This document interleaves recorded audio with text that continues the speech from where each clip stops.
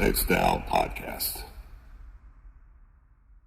Thanks for tuning in to the Deus Ex DAO podcast, a place where some of the most progressive and innovative builders, thought leaders, and traders in the crypto space come together to discuss all areas of the crypto industry. Whether you're into DeFi, Layer 1s, Layer 2s, NFTs, or anything in between, we've got you covered. And as a reminder, nothing said on this podcast should be construed as financial advice or as a solicitation to buy or sell any digital asset or security. The comments, views, and opinions expressed by the hosts or guests on the podcast are their own. As always, you'll need to do your own research. Now, with that out of the way, let's get to the episode. Okay, so we are live. Hey guys, welcome to Deus Ex DAO, another interesting discussion we have in this podcast. And today we are going to talk about Web3 marketing, right? This is yay! I can see his face here smiling, but it's a very interesting discussion because I've seen people coming in from Web2, and they're finding it a mission to adjust in the new how can I say it? Not stereotypes, but the new practices in the space. So we have very special guests. We have a special guest from Maple Finance. We have a special guest from Fandom Foundation, and we have a very special guest from Ava Labs. And with me, co-host, I have Kepler. Hey man, how are you? Hey, I'm fine. Thanks. Awesome. So let's start with ladies first. So Maple Finance, would you like to introduce yourself and tell us a few bits about your role at Maple, please? Too kind. Thank you for letting me go first. It's brilliant being a woman in the space and being invited onto the podcast. I'm an avid listener, so thank you for having me. I'm Charlotte. I'm working at Maple. I've been with Maple for about 6 months now and just loving the journey. If you don't know about Maple are transforming capital markets through tech and bringing lending businesses and liquidity as well as loans on chain. And we've been issuing loans to crypto native companies for the past year now. And today actually passed 1.4 billion in loans issued. Wow. Yeah. It's Congrats. Thank you. Yeah. I mean, the team are doing an amazing job. And I'm obviously in the marketing function, which is covering comms, events, and client relationships, and just having a wonderful time doing that with Maple. Nice. Okay, thank you very much. Let's move on to Fandom Foundation. Yes. Hey, CryptoHerc, thank you very much for having me. I'm Simone from Fantom. I'm the chief marketing officer of Fantom. I've been with Fantom for the past 2.5 years, officially. Wow. But unofficially, I was one of the very first community members. So I've seen Fantom grow since the very, very beginning.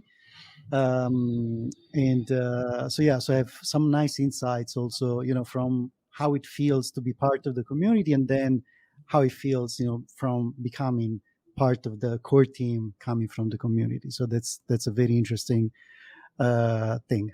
Yep. Awesome. And last but not least, Ava Labs. Hey, Herc. Thanks for having me. My name is Kurahashi-Sofue. I'm the VP of Marketing at Ava Labs. Not at Ava Labs as long as maybe Simone, but have been here for a little over 2 years now, 2 years and a month. And so been actually in the crypto marketing space for quite some time. I've been working in this space since 2015. Started out in the ETH ecosystem and was there for about 5 years, both on the agency side and then soon after was on a project called Fluidity, which got acquired by Consensus. Nice. Thank you very much, guys. Thank you very much. And I guess the one note I have is that when people say I'm in crypto for 1 year or 2 years, sounds like an eternity, right? It's not like in the corporate world.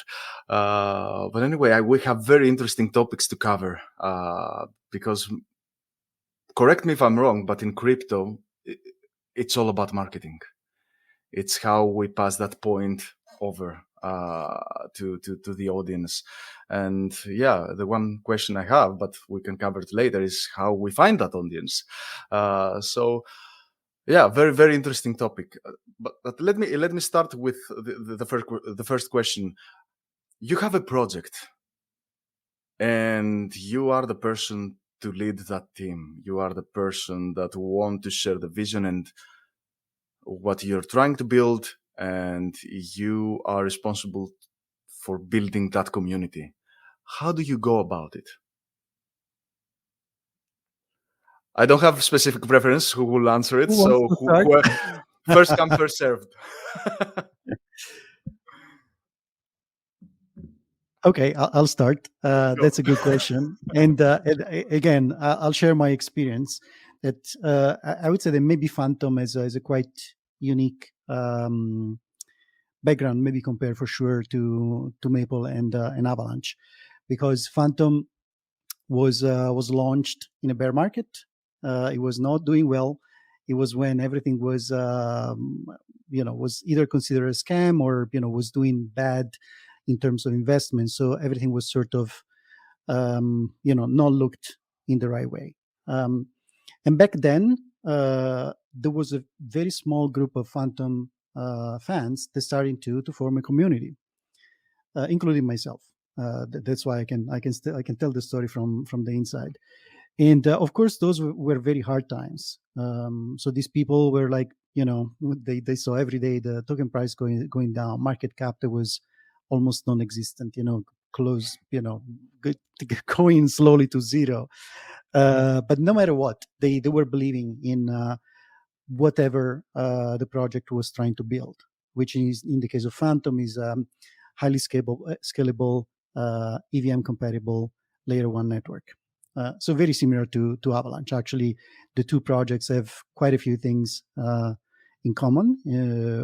Probably the most significant is the type of consensus. Just to mention a little technical thing, but both Fantom and Avalanche use an ABFT consensus mechanism. Anyway, back in 2018, early 2019, this was all under development. So what these Fantom fans had was just the idea, and and the sort of vision that was shared by the team that this thing at some point would become something relevant. As I said, those were very hard times, and these people, at some point they had nothing to lose. The community back then was kind of small, was just a few thousand people, but the active community members were just handful. I was one of them. Kepler actually was one of them at some point, and a few others.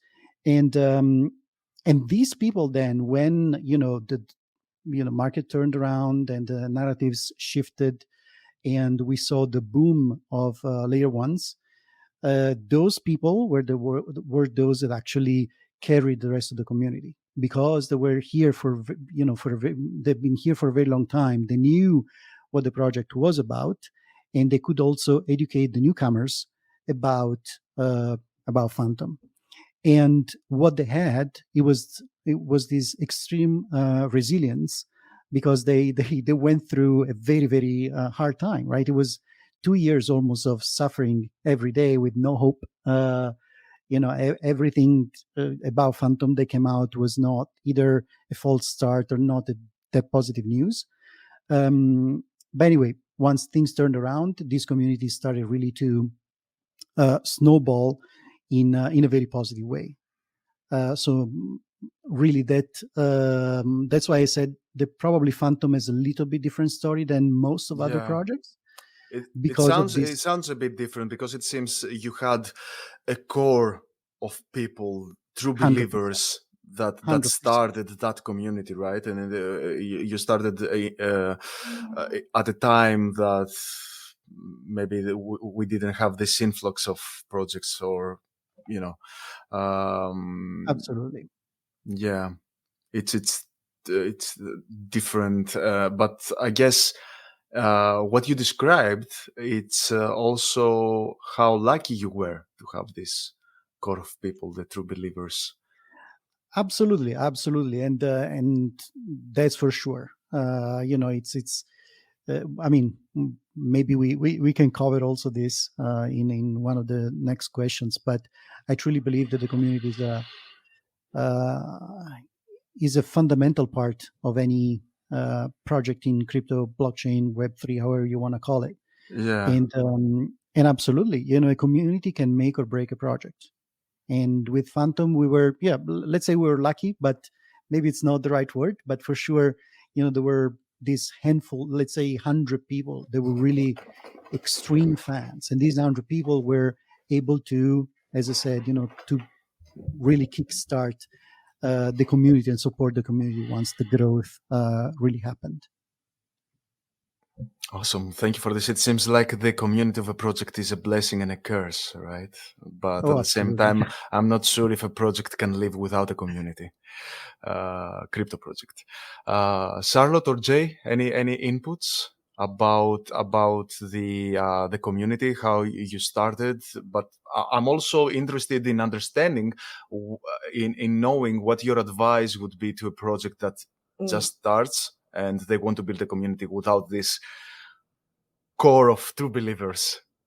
Yeah, and I just want to pick up on what Simone's just said there about finding your fans, and that really is community for me. And I think it was Kevin Kelly who said any artist just needs 1,000 true fans, and they might make terrible work, but they'll do all right because they've got 1,000 people believing in them. And I think that really rings true today, especially regarding community building and the value that community can bring, whether that's in guiding your product or boosting your brand, or being the megaphone for you when actually you're restricted from being the megaphone, or just like putting those feelers out into different spots that maybe you can't reach as a corporate entity or a DAO. Sorry, I'm still Web 2, so I still use all of these corporate words, so apologies for that. I think in the case of Maple, it's a little bit different. Like, we're a B2B product. And I think part of the way that Maple went to market was in finding people that wanted the product. It wasn't, hey, we're going to issue a product that everyone's going to need and everyone's going to love. It was identify the people who are going to love this and build the product around them. So you automatically get that product market fit. And then once you've got that, even though it's with maybe a niche industry or in a niche target market, you create fans there, and then actually the numbers and your output can do that brand building and communications for you. So I think Maple definitely went about it in a different way. That's not to say that the community was ever dismissed, but it was more of a priority for Maple to build a product that people loved, used, and and just let those numbers do the talking. And obviously we're expanding now, and that's why community is becoming even more important. But for a while, it was definitely let the numbers, let the product do the talking, and people will come. Awesome. Jay? I think ours is probably has similarities with both examples. I think we came just outside the bear market, maybe right when things were turning over a little bit. And I wholeheartedly agree with the strategies that both Charlotte and Simone have outlined, especially with the core user base. Who is that exactly? But maybe to build on that further, at least in the reference to Avalanche, we really were trying to figure out who our target or ideal customers are. So kind of taking a little bit of the marketing corporate speak here, but with our core audience or ideal audience, we really identified a two-sided problem. A lot of crypto brands, they have to focus on this two-sided problem. It's the chicken or the egg problem. You've heard it many times. Supply and demand problem, all these things. So we really were focusing on a two-prong approach, one developer focused and one non-technical or non-developer focus. The initial go at this strategy was really to focus on the supply side, because that just seemed to be the right, or maybe not the right, but the obvious choice. But what we found out right as we came out of stealth and launched Avalanche in 2020 in September was the bull market actually created a lot more noise. And so no longer are people looking at the the technical value propositions that you might be able to present, any of the things that are more utilitarian, anything that is less marketing and more towards the product, all those value propositions kind of went out the window. And instead it was really focused on what marketing is truly known for. What are the emotions that it could kind of tease out from the prospective buyers? What are the promises that the brand is making? I know this kind of sounds obvious and once you kind of vocalize it, but we really did think at a certain point that if the technology is superior, then the devs will come, at least to some degree. But of course, what we ended up finding out, I think in the most simplest way, is devs also like to make money, not just retail traders, not just users.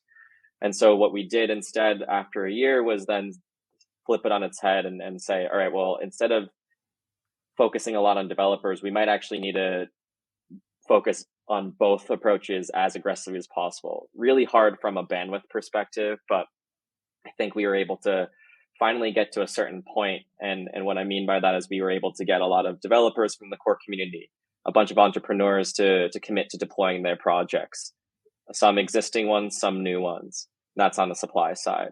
On the demand side, then really tried to get a lot of excitement with the user base or the prospective user base. What do they want out of these projects? What can they have to look forward to? And come August 2021, I think, 2021, it's just a little under a year ago, we then were saying, I think we have all of the pieces in place to really launch this forward. And that's when we launched the Avalanche Rush program, which was an incentive program. I know a bunch of other layer ones did the same thing. And I think from our perspective, we saw that as a really important catalyst to go from like a 3 out of 10 scale to perhaps maybe like a 7 or 8 out of 10. And that's really what took our active user base, our TVL, all of the metrics that we know to be important in smart contracts platforms, from something as low as, I think it was like in the hundreds of millions, even lower than that. I think it was like tens of millions. And users were, I think on a monthly active basis, it was like thousands, if not less, to be honest. And then that slingshotted it all the way up to almost a million in a month. And I think the TVL grew quite rapidly. So I think the closing thought here is really, what can we do to set the foundational layers? How can we test and iterate with the community members? People will give feedback. And so we took a lot of that year, not as wasted time, but really just to kind of build the railroad tracks. Once the tracks are built, what's that thing that can then propel the train forward a little faster than you would like? And that's perhaps incentives is one option. And there's plenty of other ways to do that. But I think that's how we approached it.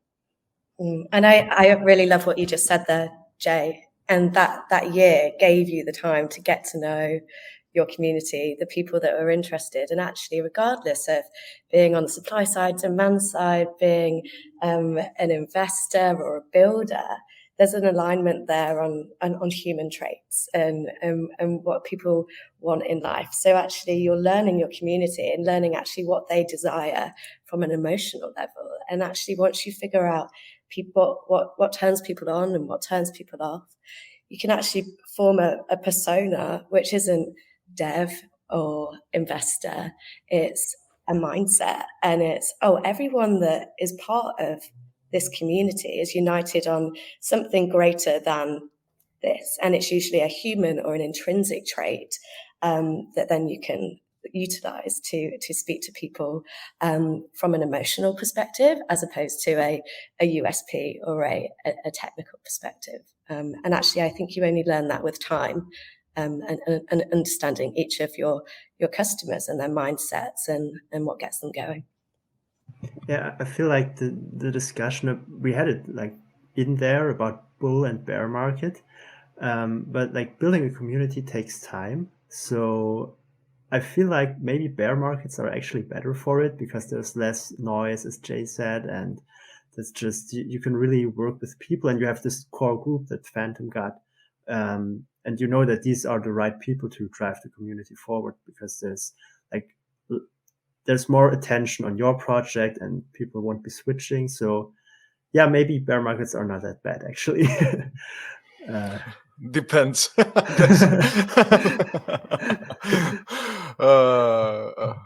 Okay, here is a reason to love bear markets, right? So let's move on a relevant question. How do you, because Kepler, you mentioned the bear market, right? How do you keep your community active in a bear market where you have less engagement, you have more challenges in communicating your developments, your milestones, and we've seen that we, as a space, we are very dependable on what the market does. And we are talking about a market that is the most volatile in the history of finance, right? How do you address these challenges as a brand? Yeah, I think I want to start by saying it's not easy. It's definitely one of the hardest things I've come to learn in my experience in Web3. So especially with my previous role prior to Avalanche, the whole time of my employment was during a very deep bear market, and I was in the Ethereum ecosystem, like I mentioned before, and so it got pretty bleak at times, and you're basically trying to be a cheerleader, also a little bit of a academic, also a little bit of a therapist, and I think a bunch of other different roles at the same time. Like Charlotte said, you really need to get to know your customer. And so I think it's really time to take those opportunities and maximize that understanding. Talk to them. What are the things that are most frustrating? There are certainly times where there's going to be many dead ends, where someone's going to say, hey, token price is really low. This is the only thing I care about. Nothing you say will ever change it unless the price goes back up. If we had, as marketers, control of the price, I think a lot of us would be in a much more successful situation, especially now. And that's obviously not the case. And so I think it's really one of the things that I really tend to distill it back down to is just listen and respond. And I think a good example, even in the Avalanche community, is there was a time where Avalanche token price wasn't doing so well. And I personally don't monitor it, or care about it, but people do, and people are very emotional about it. And it makes total sense to me as to why they are emotional about it. They have a vested interest. They thought their future would be something else, and instead it turned out to be a whole nother thing. And so they feel almost deceived. They feel like it's also your fault as marketers, especially I think we get the most heat. Devs get heat, sorry, I think a little bit more ironically, but I think marketers get the brunt of it. And in Avalanche, what we did was just really talk to them. And eventually, we're all humans at the end of the day. I think the screen that we sit in front of is what complicates things too.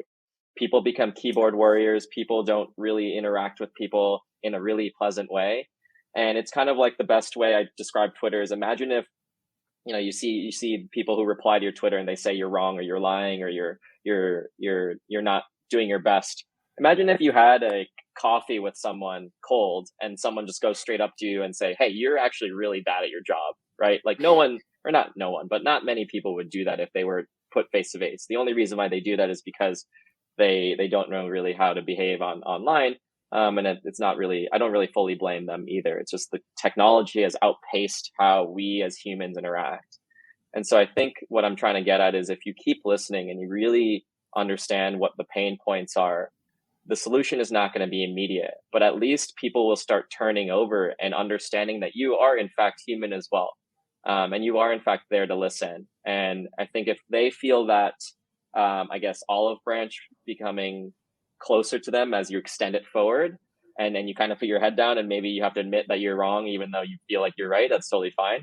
Then you'll start seeing pages turn, and you'll start seeing people saying, oh, actually, you're not that bad. I know maybe we are a little frustrated here, but if we can somehow tie it to certain objectives, then maybe we'll get there.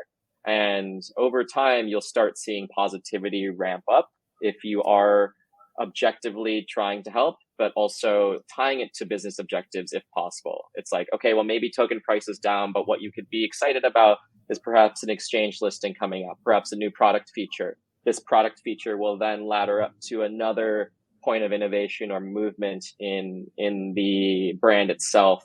And then hopefully with 4 or 5 different steps forward, then we'll get to a point where we'll probably be much more comfortable. Of course, for our team, and I'm sure your guys' team too, Charlotte and Simone, we don't really talk about token price, so it's kind of hard in that way. But there's a way to kind of create that implicit positivity, and that's how I would go about it. Yeah, and I have to absolutely 100% agree with you. I think in times like this, Maple's uniquely positioned. I think we come out, or we're existing in this space quite well at the moment, and we'll come out of it quite strong given our institutional leaning product. But I think you don't know the lives of the people that are in your community. Everyone gets impacted in different ways when the market goes down. And I think to your point, Jay, you need to be sensitive in these moments in time. You need to check in with your community. Are they doing okay? And actually, if they're not satisfied in what you're shipping, or if your product is causing problems in their life, build with them. Like, these people love your product. They love it so much. They know it better than me. They know the ins, the outs, who's transacting on the platform every single day.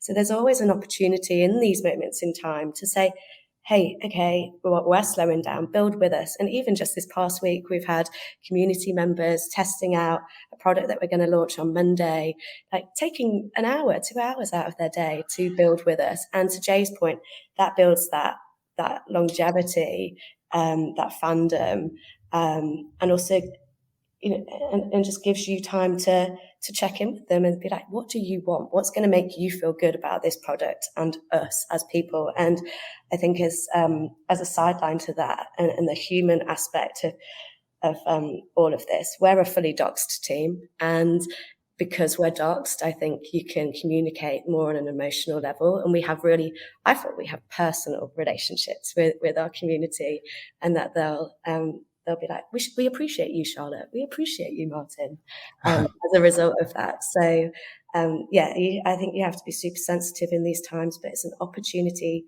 to look after each other, to check in with each other, be friends, and build together ultimately. Yeah, I absolutely agree with both Jay and Charlotte.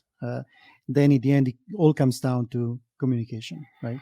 So, I'm going to repeat exactly what you guys said, but it's, we're talking to human beings. I know that sometimes it feels that it's not like that, but it is. Sometimes, and it doesn't matter if it's, someone that just joined the ecosystem in our case, or Avalanche case, Maple maybe could be a little bit different, maybe last week, or someone that has been around for 3 years, or someone that is just a DeFi user, or someone that is a developer. In the end, again, they're people, and we have to understand that. Again, I'm just repeating what you guys said, but these guys have they have emotions, and for whatever reasons that we don't know, right? We can say, okay, maybe sometimes it's it's token price, but what if it's not just that? We don't know, right? Okay, this person is being a little bit difficult. Of course, token price doesn't help. Maybe there's also something else that is completely out of our control. How can we, make sure that this person feels heard, or this team feels heard? So I would say that's really key in a bear market. In bull market, doesn't matter, of course, because numbers go up, everyone is happy. In a bear market, we have to be a little bit more sensitive, a little bit more human. That's absolutely important. Agree, and I think the community is your home, and it's your tribe, it's your safe place, isn't it? When markets go down, you can come home and you can be with your friends at home, and I think that's like at the core of what a community is. If you provide people with a safe place to talk openly, to shout when they're angry, to celebrate when they're happy, I think that's a beautiful community. 100%. And in the case of say layer ones, we have also communities, not just one community. It's communities that form a larger community. So I would say of course it's generally a positive thing, but it's also a good thing in a bear market, because those other communities might have sort of maybe different narratives, maybe they can be happy for other reasons, regardless of the main what's happening in the main community. So I think that we are in a very fortunate place, talking about Fantom, talking about Avalanche, and all the other layer ones that are already established, and all other projects that have multiple communities, because again, it's another way to help each other out. And I'm super grateful when I talk about the Fantom community. Is actually I like to mentally divide it in, because when we say community, it's just a bunch of users. But again, I speak personally for the Fantom community. We have an amazing developer community, and those guys are really, that they came from the community themselves, most of them, and in these times, they're really helping us out a lot. Again, by creating their communities, fostering their communities, and so it's great to see. What you're describing, all three of you, it seems that the number one priority is to be an empath, show an empathy, and try to understand the feelings of the community as a collective mind, in a sense, right? And this is a very interesting approach, because we are a space that is tech-led, and maybe sometimes we lack of emotions, we lack of this approach, and this, I think, this takes me to the next question, where is how do you scale when you see the community growing and growing fast, and how do you scale that? How do you make sure that someone will be there for the community, right? You have community leaders. How you choose your leaders? How you make it? How you address the challenge of scaling up, and how, for example, you need people to be there around the clock, right? So what are the challenges in scaling a community, and how you choose your leaders in that community? I'll jump in with a quick one here. I think that the fact that you have a community means that you always have someone on call. Our community love us so much. Like I say, they know the product better than us. So they can chip in. They can answer the questions if I'm asleep, or if, our colleague in Europe is asleep. And I think that's what actually one of the benefits of having such an avid community is, that you don't necessarily need leaders and people on call all the time. You just need those fans, and they'll answer your questions, they'll fight your fights, they do the good work for you whilst you're sleeping. So that's just my quick note on there before Simone and Jay jump in. All right. No, super quick as well. So I think, of course, it's important to build the community organically, and because if you don't do it organically, then it really doesn't work out. And when the community grows organically, then those leaders, they will just emerge. So one thought, then I'll say something else. But there are people that will naturally and organically just be more helpful than others. They could be, they actually, and it's amazing to see how this process happens, because they will naturally divide, and sort of each one of them will have a different sort of tasks or different skill set, right? So once again, in the Fantom community, I can, a couple of people come to my mind, a couple of developers that actually address more the tech questions, and they almost for sure they know better than me when it comes to the Fantom tech, but also they're there when our devs are busy with dev stuff, right? So it's as Charlotte, you were saying, they're amazing feelers, but they're not even feelers. They're just they're amazing at what they do. And same thing happens for non-technical people, so I think there's not really so much of a process of choosing, rather than these people will just come out themselves, and it's again that's really the best way. Now, how do you control if one is let's say one person that emerges is good or bad. Well, the bad ones will quickly get weeded out by the rest of the community. I've seen that happening so many times in the Fantom community. Bad people, are bad people. Bad, most of the people won't like bad people, which means they will get marginalized and then eventually kicked out of the community. It happened more than once. I'm sorry for the interruption, but what I say personally is that in life, people say in life you have two certainties, right? Death and taxes. There is a third one, is haters. Right?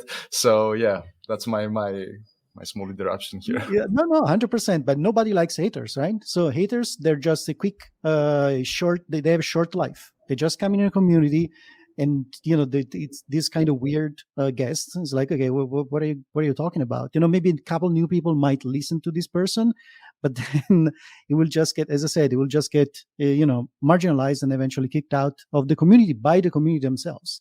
And we really don't do any sort of active community management besides, of course, moderating, right, or really banning people in the channels when there's actually reasons for them to be banned. But otherwise, you can go in the Telegram groups and still see people that express their opinions that are not constructive, that are not helpful. It's just people being generally not nice. Well, those people don't really have don't get engagement by others. So yeah, anyway, so it's just a beautiful process to see. Yeah, completely. It's everyone's sort of found their tribe in these spaces. So if anyone comes in to try and steal the food, it's not going to happen. And one more quick thing, like Simone, you touched on a good point. It's don't take shortcuts, because otherwise those will flop. Obviously, leaders will shine their face. If they're not long-term leaders, basically the market will shake it out, is basically what we're saying. And then what happens once you identify those really good leaders and your community is scaling still at a rapid pace? I think then for us, I'm sure you guys might employ similar tactics, but what we've done is trying to create this culture within those leaders to kind of support from within and really show the newcomers the ropes. Because if you're creating this onboarding system, you being, I guess, like marketing leaders such as ourselves, or people part of the core team on the marketing side, we're the ones onboarding every single one, it's never going to scale. You're going to have to manage 20, 30, 40, even more community managers all across the world speaking different languages. English is likely their second language if they're not based in an English speaking country, all these different complexities. And so we've created this system where you start from basically like level 1 and you go all the way up to level 3, 4, 5. I can't remember how many we have exactly, but you go, okay, well, maybe we can have a trial basis. You can start by chewing small pieces of the challenge, which is maybe moderating the Telegram. That's a simple task, and we can focus on what that looks like. Then if you are able to handle that pretty well, then look to your peers for feedback. What are things that you're doing well? What are things that are opportunity zones? Then start piling on more opportunities. And maybe like after a month, then you're going to be able to say, okay, well, you're at least going to be able to manage digital community channels pretty well.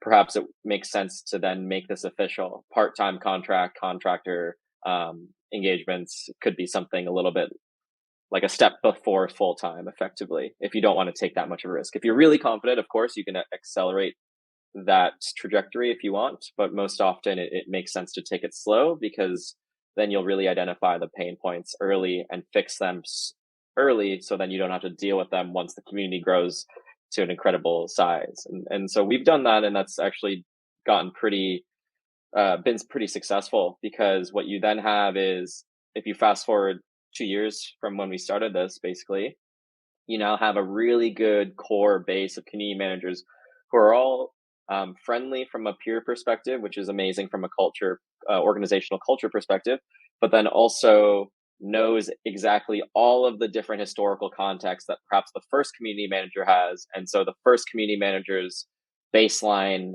knowledge and baseline competency is just as equal as the 30th person who just joined most recently. And so I think once you have that, which is again, very hard to get to. I think we still, I'm oversimplifying it just for the discussion, but we're still trying to maximize that and make sure that we're maintaining the quality that we need to make sure that the marketing, narratives, community management, all of those are at the standard that we would like it. And that's I think always an ongoing process. So just a quick thing I wanted to add in addition to the first 2 points. Yeah, I think that's an interesting discussion. Like when you identify leaders or they show themselves, then like how can you support them? So Jay, you just said that basically you have to provide them with like a clear path and also feedback, and then maybe they will end up like being your core team members. But is there also like other things you can support them with, or you have supported them with in the past, like any resources or something? Yeah, I think it's kind of like a little bit of what you're alluding to too, but also I think it's like 80% looking to the past and leveraging those resources, and then 20 like what can you source from those new members, because it's kind of like creating this brain trust. There's always going to be these core values, these core points of knowledge, but there's also plenty of opportunities to add more to the trust, and you don't want to just be too siloed into your own strategy, because otherwise you're not really being malleable and open to other suggestions, which of course is kind of the pinnacle of a good organization, is to be open, diverse, and flexible. And so I think it's a little bit of both. I'll come at it from a softer angle. We're not as scaled as Ava Labs or Fantom at all, but we celebrate our community members rather than giving them resources or advising them, because it's just a free-for-all and they do their thing. But we celebrate them. We put them up on a pedestal. We're doing a meme contest at the moment, and our community, all they want is a rocket GIF. So we're running a meme competition at the moment, and instead of me judging what's the best rocket GIF, the community members who have been asking me for it for about 3 months have been are judging that competition. So from a soft perspective, because we're talking to humans, we celebrate our community, we put them on a pedestal, and we show them that we're seeing them. And yeah, I mean, ultimately we'll move towards a more structured way of working. But right now we're just having fun. And I think that totally makes sense. And we're a Fantom for sure. We're leaning again more towards, sort of do whatever you want to do. And how we support you is by, if you're helpful and useful for others, we'll encourage you and we'll give you visibility. We'll give you exposure. We'll give you really, you're an asset for us as much as we're an asset for you. So there's this very, very nice exchange, I would say. It's never monetary, of course, when it comes to community building or when it comes to supporting these leaders. But for sure, there's a little bit of a different relationship, between us and these leaders. And once again, I can tell from my personal experience, because I was one of them back then in 2019. So just because of what I was doing within the community, the team reached out to me. And then suddenly I was talking to Andre back in 2019, when Andre was still not, just random person. And so it's again, it really goes back to what Charlotte, you were saying. We're all humans. And, if you do, as a human, you do something good for us, which means good for the rest of the community, then we will support you in somehow. Yeah, and I just pardon me, Simone. No, please, absolutely. It's just to endorse your point, really. Obviously, it's talking about rocket GIFs, and that's our community, and we're thinking Discord and Telegram there, obviously, as channels. But There's also amazing people externally who are working in finance that publish like investment theses on us that we can't publish ourselves, or endorsements for our brand and our token over time. Funnily enough, we've actually hired 2 of those people. They now work for us. One's an intern, one's actually in a governance role over at Maple. So, and I think that's the payback. It's like, you've shown us how much you are interested, the time that you will take out of your day just to like dive deep on this protocol.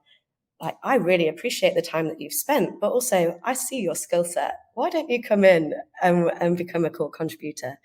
So I think that's ultimately the payoff that we're all talking about, is if you show us what you've got, and ultimately we're all scaling, there's likely a seat for you within these protocols. So yeah, and I've never hired people from Twitter before, but we've now hired 2, so it's definitely happening. Wait, I want to quickly get a poll maybe. How, like, Simone, have you hired people from Twitter? I'm sure you have. Let me think. And the fact that I'm thinking, probably I haven't hired people from Twitter. We hired most of them from our community. So not from Twitter, Yeah. but Oh, well, either similar. I guess it doesn't have to be Telegram. Twitter, the platform. Of but course. yeah, same but different. Absolutely. Yeah. All of- I was gonna all say, of- me too. We have like Yeah. 5, I think, in this year alone that came Yeah. from a Twitter DM or like a Twitter post. It's actually kind of insane. Yeah, I would say most of our marketing team actually came from, say, the Yeah, community. exactly. That's what I mean. Yeah. So yeah. But that's also the beautiful thing, right? You empower your own people. It's not to get a professional to do the work, right? Because he has experience, but you have someone that really believes in the project, that really can empathize on the pain points, has experienced the pain points of a beer market, the pain, right? And he can be there for the future beer markets, like the one we're having now. And you have actually answered, because we have a question here, how you communicate the vision with new members, right? Someone is joining Telegram, and you might have in a bull market, let's say, you might have 100 people per day joining on Telegram, or 1,000, I don't know how many. And the question was how you communicate the vision, how you make sure that this person that joins crypto and your project is up to date with what you are doing, what the mission and vision is of the project.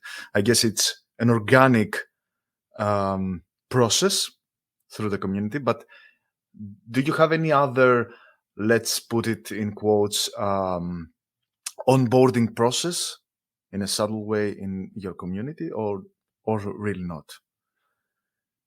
We definitely do. I'm sure I think everyone probably has some sort of onboarding process. The short answer is create content that is relevant to those personas. There's going to be so many different personas at different stages of their journey.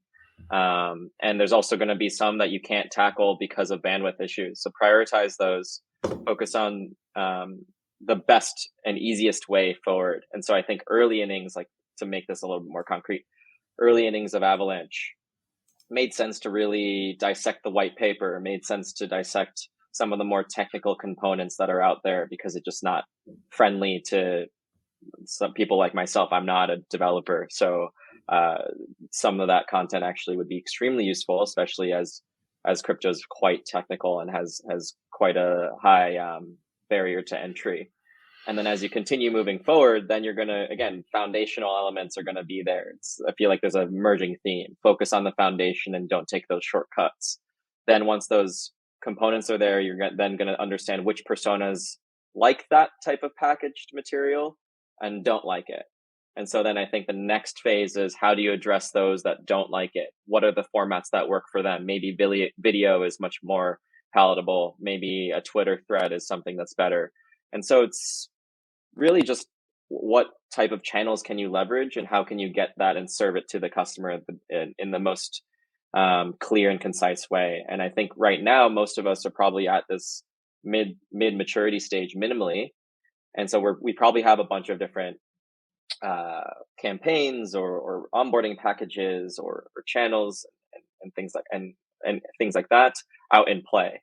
And I think it's then really just ultimately continuing that ever-long improvement cycle. And then hopefully, I guess if you haven't done this already, you're measuring that success, if or not. If it's not successful, is it worthwhile to continue that route, or do you have to go back to the drawing board? If it is successful, does it make sense to double down?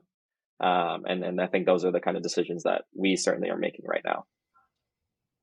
Totally agree with that. I think there's the foundational aspect, which you just need, and you need to be able to communicate that simply and effectively for anyone, regardless of their education level of DeFi or crypto as a whole. So it's putting those foundations in and into talk tactics. That's things like FAQs. That's things like resource centers. That's things like a blog and obviously videos. As you grow, you need to continue plugging those gaps, finding the content that new people or people that want to go deeper, what they need.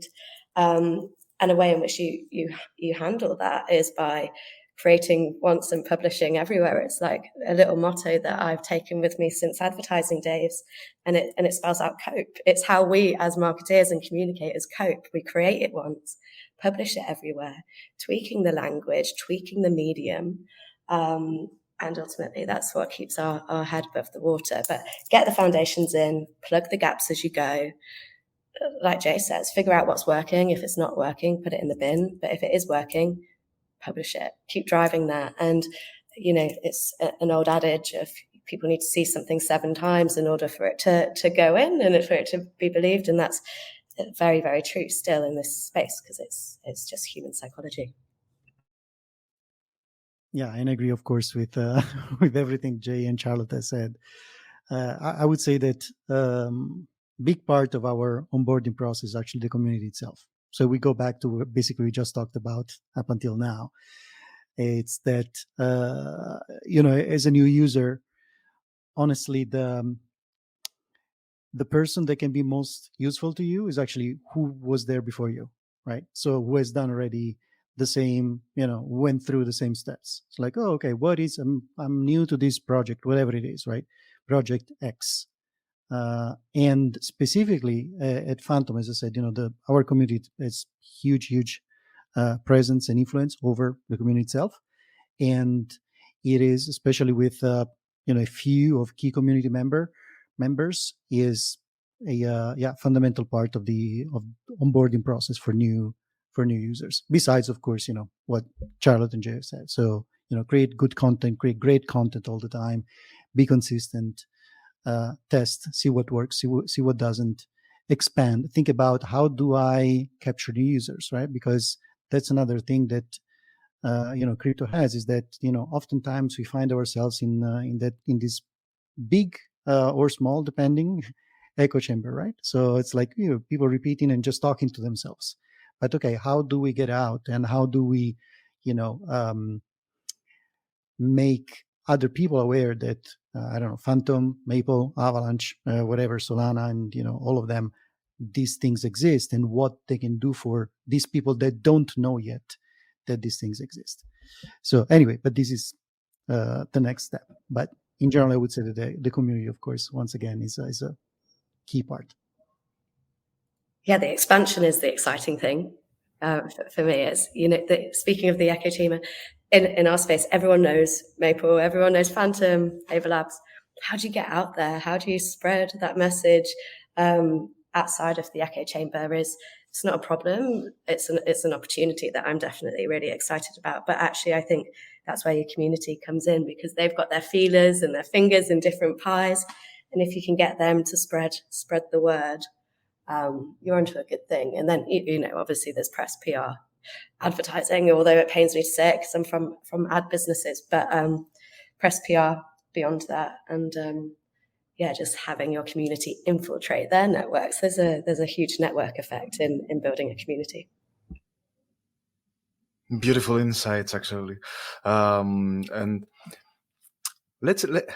I want to twist. We have a very nice question for you guys. right? You have, and you, Simone, especially, that you were one of those early starters of the project, and then you became to have a critical role, a very important role for the project, and it's amazing, and an amazing journey. But I have this question: what is the funniest thing that has happened? One of the funniest thing that has happened in your community? Tell me something, like I want to laugh hard, right? And we know that a lot of things are happening in crypto. But what is the one thing that you will tell your grandchildren about the project? I'll give you a few seconds to think about it. It's not an easy answer. Did you say funny? Did you say funny or fun? Funny, yeah. Funny, okay, funny. Probably it's not the difficulty to think a funny I have thing. one. It's more which one to pick, right? Yeah, I have one. It's a quick one. I think he would appreciate it sharing too. He knows there's a bunch of people that actually did this, but this is one of the first ones. So he's a guy. He is in our community. Was a little bit aggressive with his feedback for like 3 or 4 months, to me personally and a few others on the team, and ended up just talking to this group every day and did a town hall, would answer every single thing. And we still weren't really getting what he wanted because the price action wasn't good. This persisted for like 6 months, and throughout the time, a few people apologized because the price was going back up. But they were like, "Okay, I think I was getting a little bit too aggressive to you, Jay. Like, I'm sorry." And that was also funny, I would say, or kind of unique. But this one stands out the most because then we did an in-person event in Lisbon.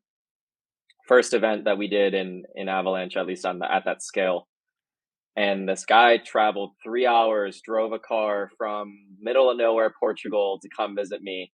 He comes to me and I see this guy, and he's, I think, must be in his 70s or 80s in terms of age. And I'm not bagging on him for his age, but it's clear that he's not my age, at least. So, and I was like, he says, "Jay, could I have a second to speak with you?" And I was like, yeah, sure. Just wasn't sure what it was about, but I was like, "Hey, this guy's a crypto enthusiast. He must be interested in talking to me about crypto." And his wife was there, and his wife's kind of the same age. So I was like, "Oh, this is kind of an odd pairing," but crypto's brought a ton of different types of people. So this isn't the oddest thing I've seen. And then he has this bag and behind him, and he's pulling it out. I'm actually a little bit scared. So I was like, whoa, this could be a little sketchy. So I took a step back. He's like trying to fumble a little bit, and I'm like, "What's going on?" And he pulls out this box, and it's this wooden box, and looks at me and goes, "My name is," and then puts his alias out there, and "I'm sorry." And I was like, "Oh my God." That is so cute. So cute. I gave him a huge hug.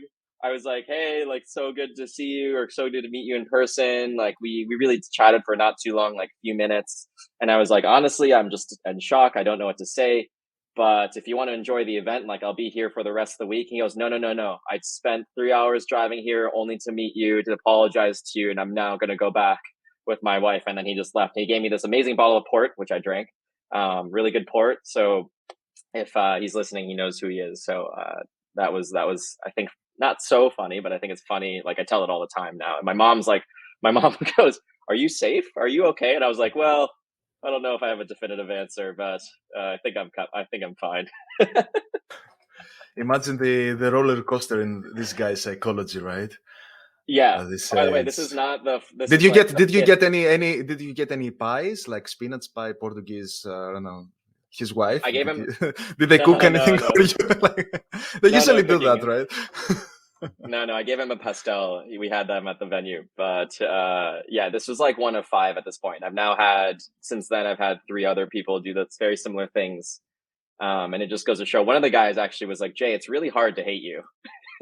He's like, "You make it really hard," and I was like, "See, I know." So, anyways, just a silly. That's amazing story. Amazing story. Charlotte, Simone. I've got nothing on Jay. Absolutely nothing on Jay. I mean, every day. Anything against Jay? Because I think he gets the golden medal, right? Yeah, that's funny. That's funny. I mean, we've got a side chat for the people on the podcast, and there's lots of lol, what's in the box? So I'm hungry. Stop talking about cakes. But no, that's a fascinating. You said what's in the box, and you reminded me Seven, the movie. So Yeah. No. Anyway, sorry. Fortunately, it was something nice. Yes, fortunately. I mean, we just troll our bots. Every bot that comes into the channel, we end up flirting with all of these bots that come in, playing around with them, trying to confuse them, trying to root out that they are indeed a bot, and just and we have some fun with them. So yeah, that's like a day-to-day fun vibes in our chat, I would say.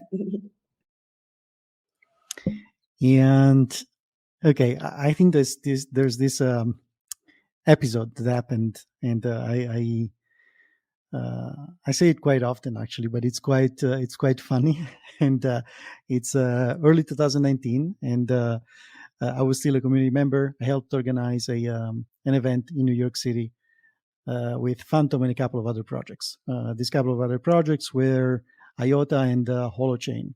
So it was this sort of panel with projects that use a sort of a different approach to blockchain.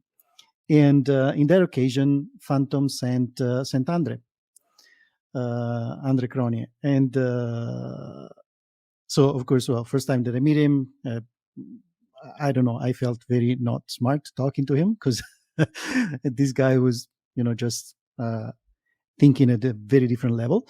But the funny part is that, so it's presentation time, and each project has 20 minutes to talk about what they're doing.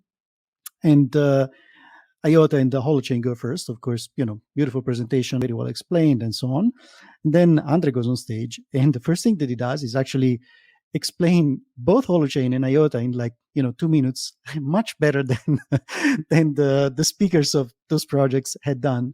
And that was actually quite funny. And just because to see how easy was for him to explain this very hard concept in very simple terms, and in such a short and concise manner.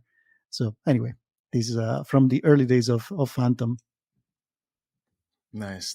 I think in this case, Jay had the most thrilling experience of all, right? For sure. We have to admit that. Honestly, guys, you know that already, but I'm saying this for the audience that will listen to this podcast. We had so many questions. Probably it will take 3 hours to finish them all, and we don't have that time. It's already 1 hour long podcast. So before we wrap up and say our goodbyes, what would one advice be to a new project, to someone that is in your position, starts with a new project and wants to develop a healthy community? Just one advice or two advice, I don't mind. But what do you think the pillar of this challenge is? So one advice for this guy. Super quick. It's 3 things: be nice, be transparent, and engage and communicate constantly. That's it. Mine would be, don't feel like you have to do everything. Most of the times you should actually do a few things and do those well. So that's for anyone who's starting out. I think it's a really, I heard it, I think, myself, like when I first started, and it was just about focus, and it really helped me not feel overwhelmed by the space, because it's really easy to get overwhelmed. Yeah, and I guess in the space you start with one thing, and then you suddenly have to spin so many plates.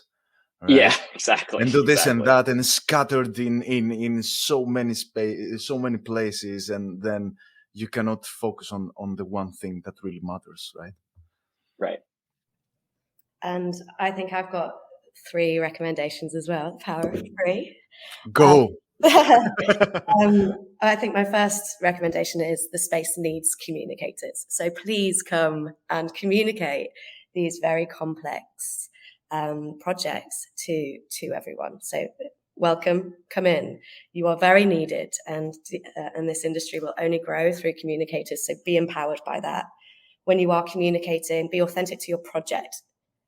So in the tone of voice and the personality of your project, bring that in and communicate in that style.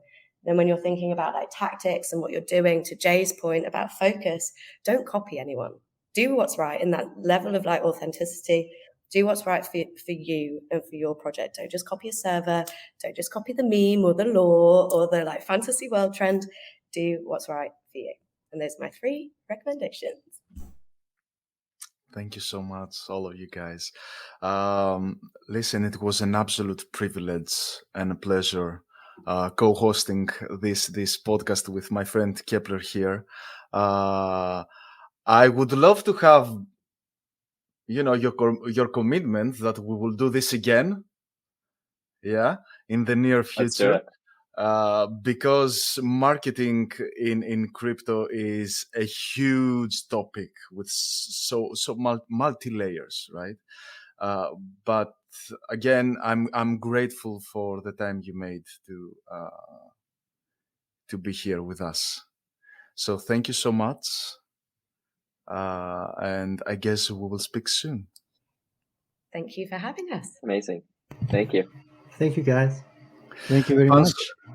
Awesome. And guys, make sure to subscribe to our channel and hit that like button. And we'll see you soon. Take care, everyone.